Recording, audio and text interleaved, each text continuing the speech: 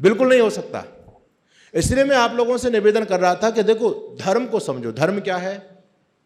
आज वर्तमान समय में जो धर्म के नाम पर मान्यताएं चल रही हैं, इन मान्यताओं का धर्म से कोई भी लेना देना नहीं है। और कैसे नहीं है? आपसे मैं एक बात पूछता हूं, सोचिएगा। आज हमने मंदिर में जाना धर्म मान लिया, कावड़ लाना धर्म मान लिया, ठीक है, भागवत कराना धर्म मान लिया, जगराता कराना धर्म मान लिया, पता नहीं किन किन चीजों को हमने धर्म माना हुआ है। धर्म का फल क्या होता है जी? बोलो, धर्म का फल क्या होता है? धर्म का फल होता है सुख, और पाप का फल दुख। अगर आप अपने जीवन में सुखी हैं तो निश्चित मानना कि आपने कोई पुण्य किया है, धर्म किया है, उसका परिणाम आज आपके सामने है। और दुखी हैं तो ये भी पक्की बात है कि आपसे कोई कर्म बिगड़ गया, उसका परिणाम आज आपके सामने, इसलिए आप दुखी हैं। तो सुखस्य मूलम धर्म। आप सुख चाहते हैं तो धर्म कमाओ, और यदि आप सुखी हैं तो आप धर्मात्मा हैं, पक्की बात है। तो धर्म का फल होता है सुख, और पाप का फल होता है दुख।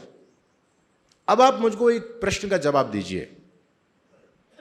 हमारे देश में पहले मंदिर ज्यादा हुआ करते थे, आज के समय में मंदिर ज्यादा हैं? बोलो, आज के समय में ज्यादा हैं।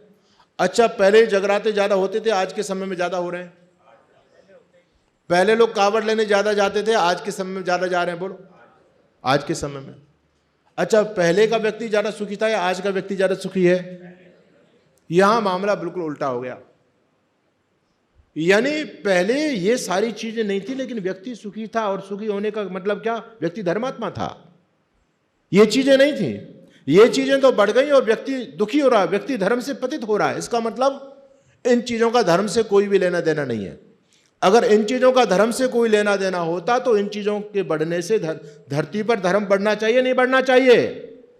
ये सारी चीज तो बढ़ गई, लेकिन धर्म समाप्त हो रहा है। इसका मतलब इन चीजों का धर्म से कोई भी लेना देना नहीं है। इन लोगों ने धर्म के नाम पर समाज में धंधा बनाया हुआ है। धर्म का मतलब होता है कर्तव्य। आप यदि धर्मात्मा कहलाना चाहते हैं तो अपने कर्तव्य का पालन करो। आपका जो भी दायित्व, अपने दायित्व के साथ बिल्कुल भी कंप्रोमाइज मत कीजिए, समझौता मत कीजिए। माँ अपने दायित्व को संभाले, पिता दायित्व को संभाले, पुत्र अपने दायित्व को संभाले, विद्यार्थी अपने दायित्व को संभाले, तो बोलो देश की उन्नति होगी या नहीं होगी? तो पहली चीज है धर्म को समझो। इसलिए कहते हैं जिस राष्ट्र का धर्म नष्ट हो जाए वो राष्ट्र बचने वाला नहीं है। अगर आप राष्ट्र को बचाना चाहते हो तो पहली बात अपने दायित्व का पालन कीजिए। दूसरी बात आती है संस्कृति की। जिस देश की संस्कृति नष्ट हो जाए वो देश भी बहुत जल्दी नष्ट हो जाएगा। आज आप देखो कि आपकी संस्कृति बच रही है। संस्कृति के साथ इतना भद्दा मजाक हम लोगों ने किया हुआ है ना? संस्कृति देखो आजकल क्या गंदा परिचलन समाज में चल गया, कितना गंदा परिचलन चल गया। आजकल के हमारे बच्चे फटे कपड़े पहन करके घूम रहे हैं, फटे कपड़े और ओछे कपड़े। एक सज्जन मेरे पास में आए, पैर छू करके मुझे दक्षिणा दी, बैठ के 2000 रुपये उन्होंने मुझे दिए। उनका पोता भी था उनके साथ में। मैंने उस पोते की तरफ देखा तो मैंने पैसे वापस निकाले। मैंने कहा बेटा ये पैसे पकड़, तो अपने पहले कपड़े खरीद। उस व्यक्ति ने मेरी तरफ देखा कि स्वामी जी आप कैसी बात कर रहे हैं। मैंने कहा भैया मुझे पैसा बाद में देना, यदि आपके पास सामर्थ्य हो, पहले इस बच्चे का तन ढगो आप। कहता है जी ये जींस तो अभी कल परसों खरीद के लाया है। मैंने कहा फिर आपकी बुद्धि कहां चली गई? ये पैसा दे करके कल परसों फटे कपड़े आपका बच्चा लेकर के आया है, पैसा दे करके, तो आपकी बुद्धि कहां चलेगी मुझे ये बताओ। इस फटे कपड़े को भी आप पैसा दे करके पहना रहे हैं बच्चों को। शर्म नहीं आती लोगों को? हमको देखने में शर्म आती है। आजकल तो इतना गंदा परिचलन चल गया, मुझे शर्म आ रही है कहने में।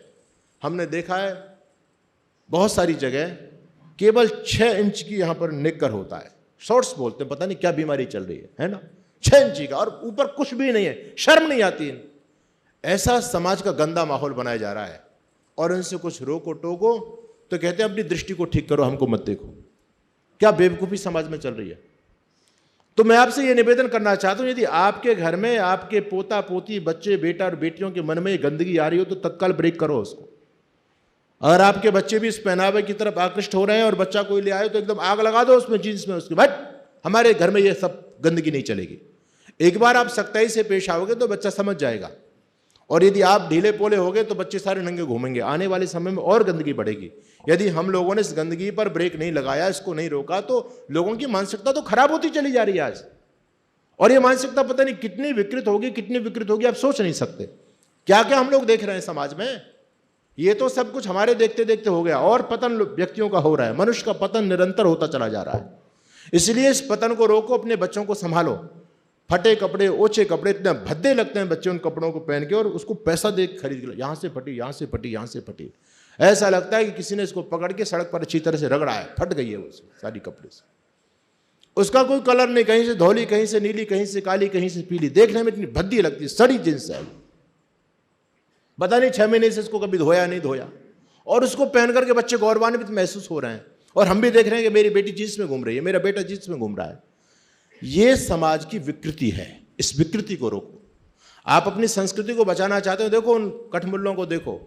कुछ समय पहले हिजाब को लेकर के विवाद चला पूरे देश पे, है ना। उनकी लड़कियां हिजाब पहन करके रहती हैं, नीचे से लेकर ऊपर तक सब ढकी हुई हैं। मैं उसकी बात की सपोर्ट नहीं करता, लेकिन मैं ये कहना चाहता हूं उन लोगों को देखो। आप जब हिजाब की बात ही कहा गया कि इसको उतारिए, तो उनकी लड़कियां सड़क पर आकर के प्रदर्शन करने लग गई यूनिवर्सिटी के गेट पर, बोले नहीं हम नहीं उतारेंगे, हमारी संस्कृति से हमको दूर किया जा रहा, हम हिजाब नहीं उतारेंगे। उन्होंने अपने बदन को ढकने के लिए आंदोलन कर दिया। और हमारी बेटियां, उत्तराखंड के सीएम ने बयान दिया कि फटे कपड़े मत पहना करो, है ना। उस सीएम की कुर्सी चली गई बेचारे की। और इनकी बेवकूफी देखो, नंगा होकर के सड़कों पर प्रदर्शन कर रहे हैं, बोले हम तो कैसे भी रहेंगे, तुम अपनी दृष्टि को बदलो। यह स्थिति हमारे बच्चों की हो रही है। तो अपने बच्चों को अपनी संस्कृति के अनुसार आप पहनाइए। जो आपके बच्चों की गरिमा भारतीय परिधान में है, वो कभी भी फटी जींस में नहीं हो सकती, ठीक है। तो आप संस्कृति को बचाना चाहते हो तो शुरुआत यहां से करनी पड़ेगी। केवल मैं यहां से भाषण दे दूं, ये कार्यक्रम तो होते रहते हैं, हर साल होते हैं, साल में कई बार होते हैं, और इन कार्यक्रमों को हम सुनकर के चले जाएं, जीवन में कुछ परिवर्तन नहीं आए तो कार्यक्रमों का औचित्य क्या है, मुझे बताओ। अगर आप कुछ करने के मूड में हैं तो आपको परिवर्तन जीवन में करना ही पड़ेगा। परिवर्तन करने से ही आपका कुछ भला हो सकता है। बाकी राष्ट्र धर्म संस्कृति बचने वाली नहीं है, केवल व्याख्यानों से बचने वाली नहीं है। ये जब तक व्याख्यान हमारे जीवन में नहीं आएंगे तब तक बात नहीं बनेगी। इसलिए मैं आपसे निवेदन कर रहा था, पहनावा पर विशेष ध्यान दीजिए। आप तो करनाल शहर के अंदर रहते हैं, अच्छा शहर है ना, अच्छे परिवारों से हैं आप लोग सभी। तो ये गंदगी बच्चों को बहुत अच्छी तरह से आकृष्ट करती चली जा रही है आजकल। अगर आपके घर परिवार में कोई बच्चा ऐसी मानसिकता का, तो उसको आप ब्रेक लगाइए, नहीं तो आपके लिए बहुत बड़े खतरे की घंटी बज रही है। दूसरी बात, अगर आप संस्कृति को बचाना चाहते हैं, इस राष्ट्र को बचाना चाहते हैं, तो आप ये देखो कि आप अपने जीवन व्यवहार में अपनी संस्कृति को कितना महत्व दे सकते हैं। आज हमारे जो पर्व थे वो पर्व सारे विकृत हो गए। अपनी संस्कृति के अनुसार हम अपने पर्वों को नहीं मना रहे। जन्मदिन आता है, आप सभी के घर में बच्चे रहते हैं, तो बच्चों का जन्मदिन मनाते हो, कैसे मनाते हो बोलो? केक काटते हो या नहीं काटते? ईमानदारी से बताना। काटते हैं। मोमबत्ती जलाते हैं। बहुत से लोग तो कहते हैं जी स्वामी जी हम सुबह तो हवन कर लेते हैं और शाम को केक काट लेते हैं। मैंने कि तुमने बढ़िया फॉर्मूला निकाला है ना, 2 नावों में पैर रख करके चल रहे हो। अरे इसका मतलब तुमको अपनी संस्कृति पर दृढ़ आस्था विश्वास नहीं है। आपने दोनों संस्कृतियों को अपने घर में प्रवेश करा दिया। ऐसी बात नहीं बनेगी भाई, कट्टर बनो, कट्टर। अपने सनातन को बचाना चाहते हो तो कट्टर बनो। देखो उन लोगों की कट्टरता आप देखिए, हम उनके सामने आसपास कहीं भी नहीं फटकते, इसलिए हम दुनिया से समाप्त हो रहे हैं और वो दुनिया में अपने झंडे गाड़ते चले जा रहे हैं। केवल 1450 सालों में धरती पर 58 देश उन्होंने स्थापित कर दिए। क्रिश्चियन लोगों को देखो, केवल 2000 सालों में धरती पर सैकड़ों देश उनके हो गए, और हमको कितना समय हो गया? 2 अरब साल हो गए, 2 अरब वर्ष हो गए। और हमारे कितने देश हैं धरती पर? एक भी देश नहीं है हमारा। यानी आज से 1450 साल पहले जो इस्लाम पैदा हुआ, इस धरती पर उनके 58 इस्लामिक राष्ट्र हैं। क्रिश्चियन लोगों के सैकड़ों देश हैं, और हमारा जन्म 2 अरब वर्ष पहले हुआ, हमारी संस्कृति, और आज हमारा एक भी देश नहीं है। हम सब कुछ खोते चले जा रहे हैं, वो सब कुछ प्राप्त करते चले जा रहे हैं। क्यों? क्योंकि वो अपने धर्म और संस्कृति के प्रति कट्टर हैं। हम केवल संस्कृति की बात करते हैं और जीवन में उनकी संस्कृति को जीते हैं, तो आपका धर्म कैसे बचेगा? आपका राष्ट्र कैसे बचेगा? आपने किसी मुल्ले को दीपावली की बधाई देते सुना है? बोलो, सुना है? नहीं सुना। और हमारे कितने बहरूपिया ये गुरु घूमते हैं, क्रिसमस डे आते तो उसकी बधाई देते हैं, ईद की मुबारकबाद देता है, कोई कुछ देता है, कोई कुछ देता है। उन लोगों के पर्वों को अपना रहे हैं। पहले तो रोजे की दावत हुआ करती थी, ये तो अब योगी और मोदी आ गए, उन्होंने ब्रेक लगा दिया है। नहीं, पहले सारे पार्टी वाले रोजा इफ्तार की दावत में, सब पूरे देश में। हनुमान जयंती पर कोई दावत नहीं देता हिंदुओं को, दीपावली पर जब नवरात्रे खुलते हैं, चैत्र में नवरात्रे होते हैं, उनका जब फास्ट खुलता है, उनको कोई दावत नहीं देता, लेकिन उनको सभी दावत दिया करते थे। क्या बेवकूफ़ी समाज में चल रही है। ये तो थोड़ा सा अब लोगों में चेतना आई है, तब जाकर के काम चल रहा है। उत्तर प्रदेश में देखो खलबली मची हुई है।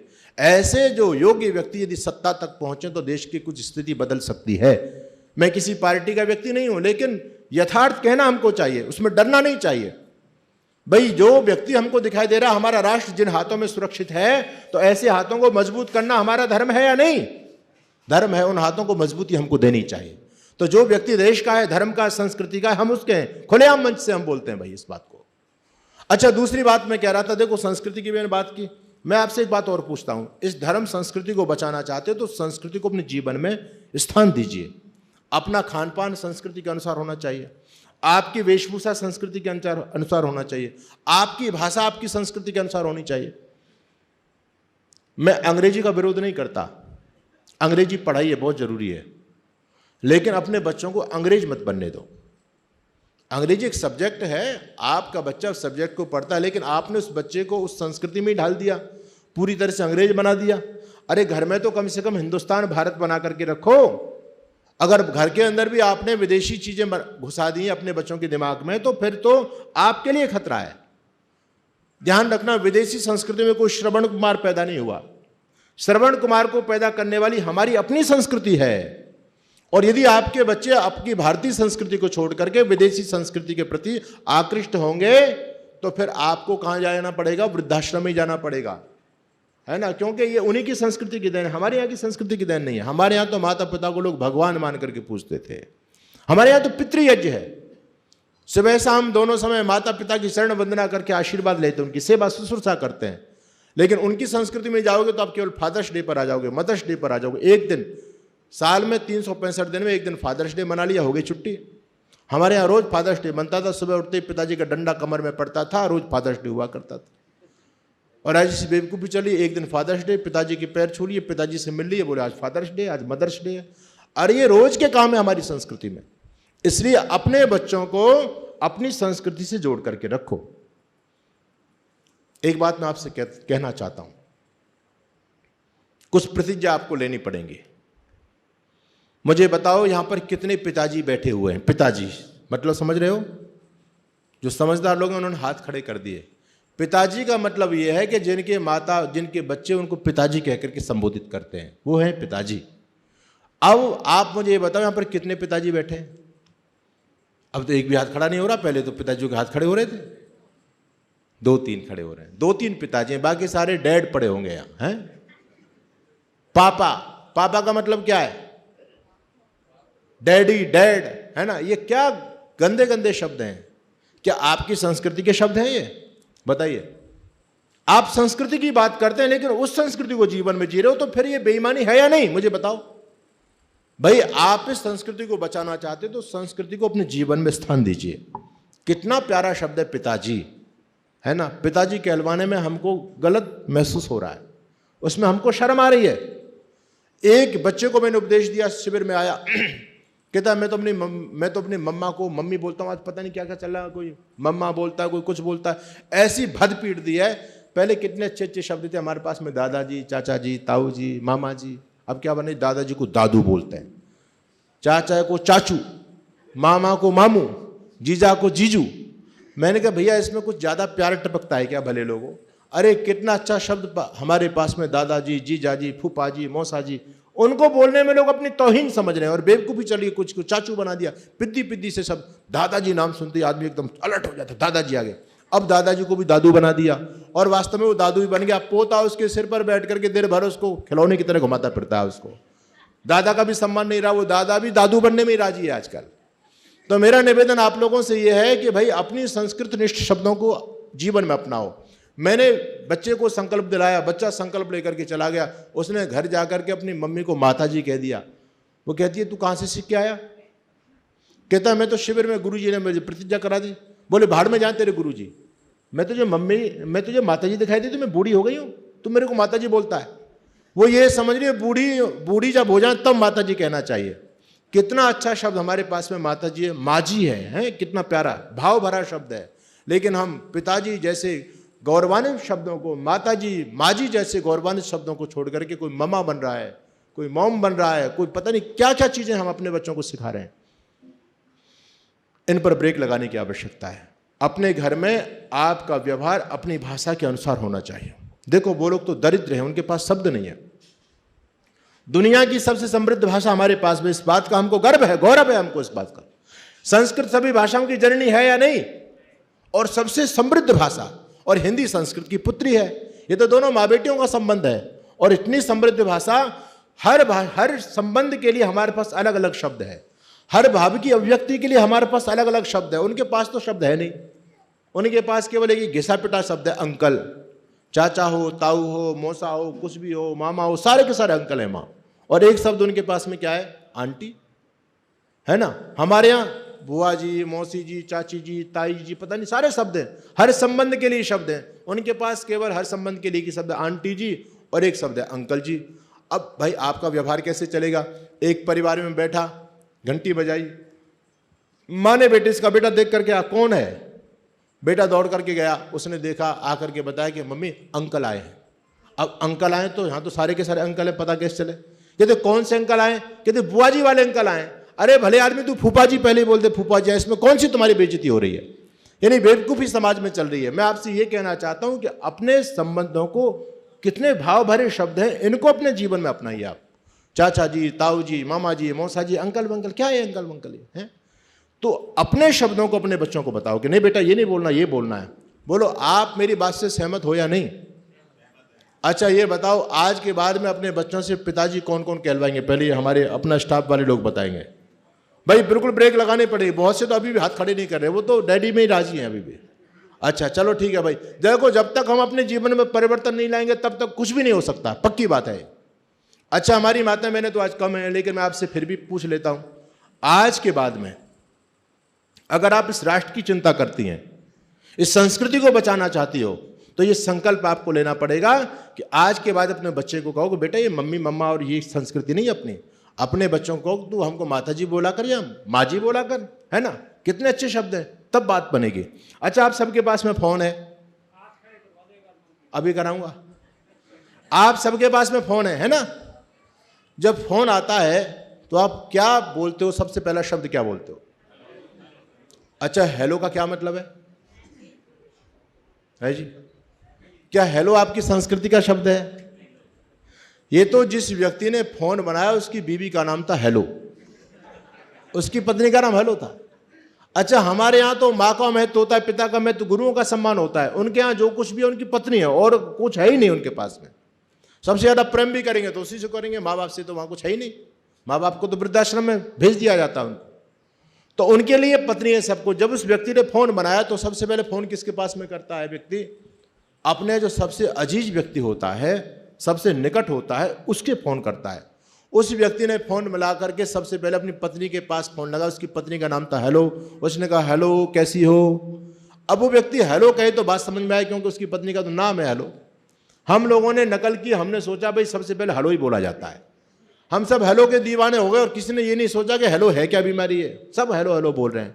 हमारे पास कितने अच्छे शब्द हैं। ओम बोल सकते हो आप, हाँ जी बोल सकते हो आप, नमस्ते जी बोल सकते हो आप, अरे जय श्री राम बोल सकते हो, जय श्री कृष्ण बोल सकते हो। कुछ कितने सारे शब्दों का अभाव है क्या आपके पास में? फिर आप सब एक ही शब्द लेकर के पढ़ो हेलो हेलो। वैसे आप घर में रोज एक सब्जी नहीं खाते, है ना, ऐसा ही है ना। बोले इससे तो ऊब गए, एक जैसे कपड़े पहनते हैं। मेरे से बहुत से लोग ये कहते हैं आजकल के बच्चे, बेटा बेटियां, स्वामी जी आप एक जैसे कपड़ों में कैसे रह लेते हो? हम तो रोज अलग अलग कलर के कपड़े पहनते हैं, है ना। आपके तो कैसा ही कपड़ा, सारे के सारे कपड़े लाल। आप ऊबते नहीं हो आप, और आप सभी हेलो के पीछे आज तक सभी लोग हेलो हेलो करते हैं। आप हेलो से उबे नहीं हो अब तक। संबोधन को परिवर्तित कीजिए, ओम बोलिए। अच्छा, अगर आप मेरी बातों से सहमत हैं तो एक बार आज संकल्प लेंगे। कितने लोग आज से हेलो को विदा करेंगे? बोलो अपने जीवन से।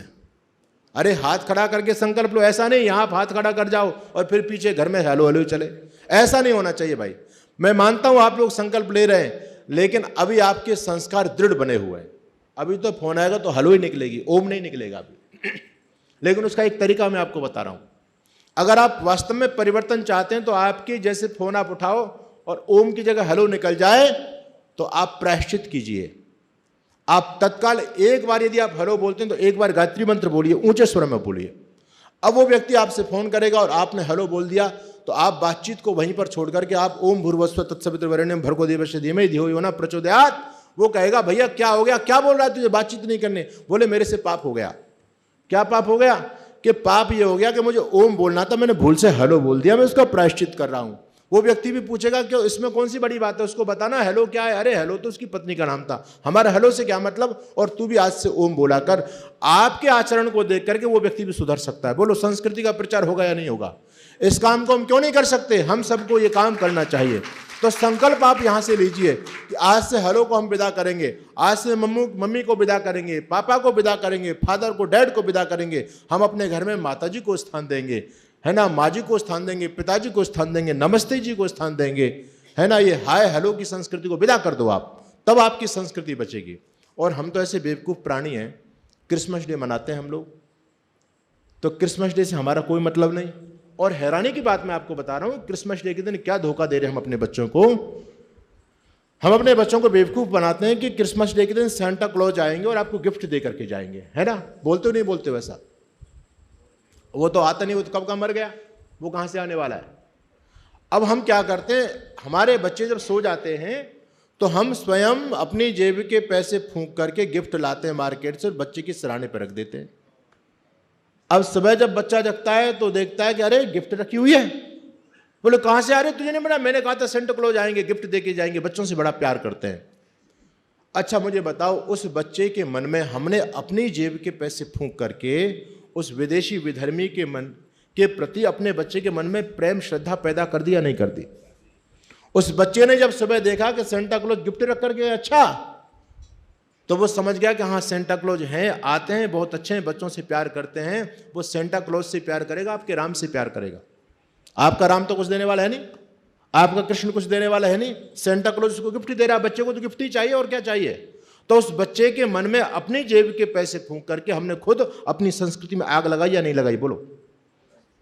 इस काम को हम जन्माष्टमी पर क्यों नहीं करते, रामनवमी पर क्यों नहीं करते? अपने बच्चों को बताओ बेटा भगवान राम आएंगे, तुमको गिफ्ट दे करके जाएंगे, और बच्चों को गिफ्ट रख दो उनकी तकिया के पास में। सुबह बच्चे उठेंगे, भगवान राम के प्रति उनकी श्रद्धा पैदा होगी या नहीं होगी? बोलिए। भगवान कृष्ण के प्रति श्रद्धा पैदा होगी या नहीं होगी? हम अपने महापुरुषों के जन्मोत्सव पर यह काम नहीं करते और वो सेंटा क्लॉज के जन्मोत्सव पर बच्चों को गिफ्ट बांट रहे हैं। तो हम अपनी संस्कृति को बढ़ाना चाहते हैं, पाश्चात्य संस्कृति को बढ़ाना चाहते हैं। संकल्प लेने की आवश्यकता है। आप जब अपने बच्चों का जन्मदिन मनाओ तो यज्ञ करके जन्मदिन मनाना, ठीक है। वो मुर्गी की टट्टी का केक काटना नहीं, अंडे वाला, है ना। आजकल तो कहते हैं जी वो तो आजकल तो वैसे केक आने लग गए, बेवकूफ़ी की बात है सारी। इनको घर में लाना बंद करो, मोमबत्ती जलाना बंद करो। ऐसी बेवकूफ़ी चल रही समाज में, मोमबत्ती जलाएंगे और फिर उसको फूंक मार करके बुझाएंगे उसको। मैं कहता हूँ भले आदमी, ये बुझानी थी तो जलाई क्यों थी भाई? जब तुमको ये बुझानी थी तो जलाई क्यों तुम लोगों ने? किसी के पास कोई जवाब नहीं है, बस परिचालन चल रहा समाज में, हम भी ढलते चले जा रहे हैं। हमारे यहाँ तो दीपक बुझाना बहुत गलत माना जाता था, और आज भी कोई ये नहीं कहता दीपक बुझा दो, हमारे यहाँ कहते दीपक बढ़ा दो। बुझाना शब्द तो बहुत निंदित माना जाता है हमारी संस्कृति के अंदर।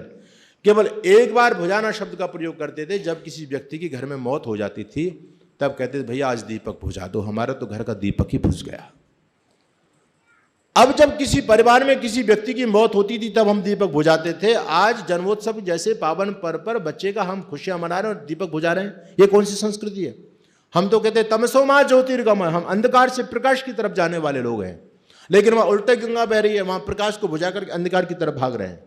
ये संस्कृति अपनी नहीं। इसलिए संकल्प होना चाहिए आपका कि आप अपने बच्चों का जन्मदिन मनाओ तो इस पाश्चात्य संस्कृति के हिसाब से नहीं होना चाहिए। अपनी संस्कृति यज्ञ कीजिए आप, है ना। अरे बढ़िया घर में हलवा बनाओ, खीर बनाओ और कोई पकवान बनाओ, कितनी अच्छी अच्छी चीजें हैं। और उसके बाद भगवान ने आपको सामर्थ्य दिया तो गौशाला में जाके दान दो, गुरुकुलों को सहयोग करो, समाजों को जाकर के दान दीजिए। ये जन्मदिन मनाने का तरीका है। ये कौन सी तरीका, हैप्पी बर्थडे टू यू और मोमबत्ती बुझा रहे हैं, जला रहे हैं, गुब्बारे फोड़ रहे हैं, ये मूर्खता समाज में चल रही है। इसलिए मैं कहता हूं अपने पर्वों को अपने हिसाब से मनाओ, तब आपकी संस्कृति बचेगी। अंतिम बात मैं इतिहास की कहना चाहता हूं, समय बहुत तेजी से दौड़ गया। जिस राष्ट्र का इतिहास नहीं बचता वो राष्ट्र भी सुरक्षित नहीं रहता है। हमारा इतिहास जानबूझ करके सब कुछ खत्म किया गया। आप सोचिए कि जो जाति इतने लंबे समय तक गुलाम रही हो, क्या उस जाति का सब कुछ सुरक्षित बच सकता है? जैसे तैसे हम हजारों सैकड़ों साल की शताब्दियों की गुलामी के बाद जब आजाद हुए तो दुर्भाग्य था इस देश का पहला प्रधानमंत्री ऐसा बुज़दिल बना इस देश को, जिसको भारतीयता से, भारतीय संस्कृति से कोई भी प्रेम नहीं था, जिसको आप पंडित नेहरू कहते हैं। ये व्यक्ति इस देश के लिए अभिशाप बन करके आया और ये व्यक्ति स्वयं कहता था, I am accidentally Hindu by birth.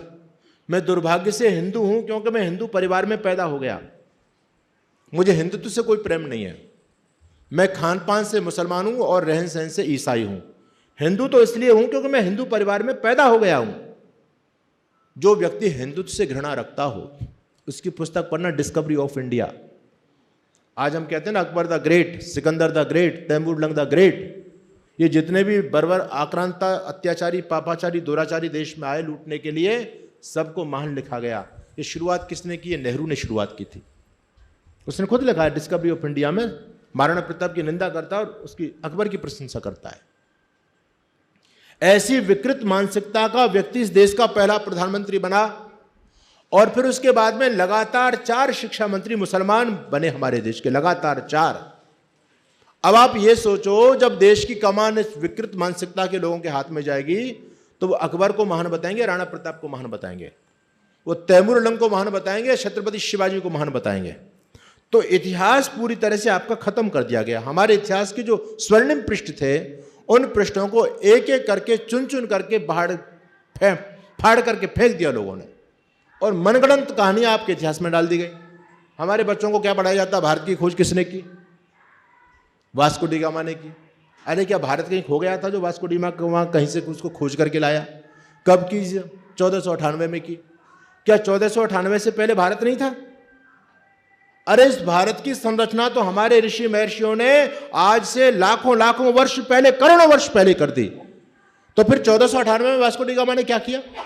क्या हमारे बच्चों को मूर्ख बनाया जा रहा है? कहते भारत की खोज वास्को डी गामा ने की।